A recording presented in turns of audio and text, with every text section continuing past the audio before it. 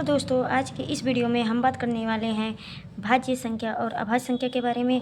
भाज्य संख्या यानी जिसे हम कहते हैं कंपोजिट नंबर, इसे हम कहते हैं कंपोजिट नंबर।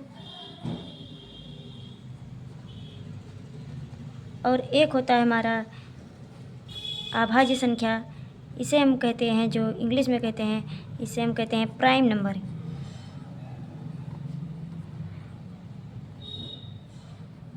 तो अब हम देखते हैं कि भाज्य संख्या किसे कहते हैं और अभाज्य संख्या किसे कहते हैं, यानी प्राइम नंबर।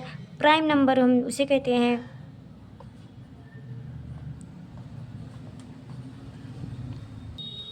ऐसी संख्याएं जो एक से कटे और स्वयं से कटे, तो उसे हम जो है अभाज्य संख्या कहते हैं। यानी जैसे कि यहाँ पर लिखा गया है 3, तो 3 जो है यह अभाज्य संख्या है, क्योंकि इसके दो गुणनखंड होते हैं, एक और जो है स्वयं, यानी इसके दो गुणनखंड थे। और जैसे कि यहाँ पर दिया गया है 5, 5 के भी हम जो है दो देखते हैं कि दो गुणनखंड होते हैं, यानी एक अपना और एक जो है स्वयं। तो यहाँ पर जो है दो गुणनखंड होते हैं, इसलिए ये जो है 5 जो है प्राइम नंबर है। तो यहाँ पर हम जैसे देखते हैं लिखा गया है 4, तो इसके हम देखते हैं कि गुणनखंड जो होते हैं, एक होते हैं, दो होते हैं और 4 होते हैं, यानी इसके एक दो से अधिक गुणनखंड होते हैं। तो यानी ये जो है हमारा कंपोजिट नंबर है। और जैसे कि यहाँ पर दिया गया है हमारा 28, तो हम इसको देखते हैं, ये जो है 1 से भी कटता है, 2 से भी कटेगा, 4 से भी कटेगा, 7 से भी कटेगा, और एक जो है 28 से कटे। तो इसके हम देखते हैं कि 2 से अधिक गुणनखंड है, तो यानी ये जो भी है ये कंपोजिट नंबर।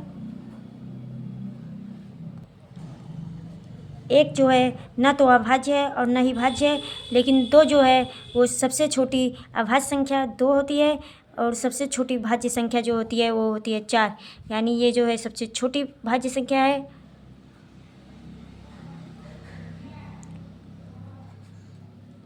और ये जो है सबसे छोटी अभाज्य संख्या है। 2 एक ऐसी संख्या है जो इवन भी होती है और जो होती है प्राइम नंबर भी होती है। और जो प्राइम नंबर होते हैं वो होते हैं, जो है प्राइम नंबर को हम यहाँ पर लिखते हैं 1 से 100 तक,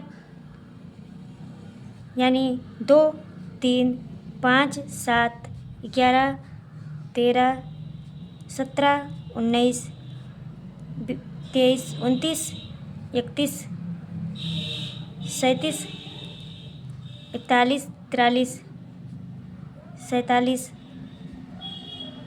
53, 59, 61, 67, 71, 73, 79, 83, 89 और 97, यानी 1 से लेकर 100 तक की जो गिनती, यानी 1 से लेकर 100 तक अभाज्य संख्याओं की संख्या जो होती है वो होती है 25।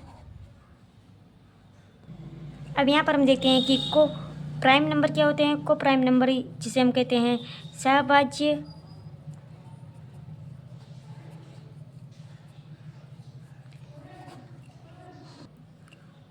वे 2 या 2 से अधिक प्राकृतिक संख्याएं जिनका एक के अलावा कोई अन्य अभिनिष्ट गुणनखंड नहीं होता है।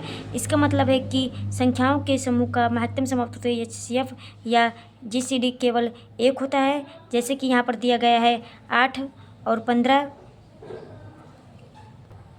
8 और 15, तो हम देखते हैं कि यहाँ पर 8 के जो गुणनखंड होते हैं वो होते हैं 1, 2, 4 और 8, और यहाँ पर 15 के गुणनखंड देखते हैं तो होते हैं 1, 3 और 5।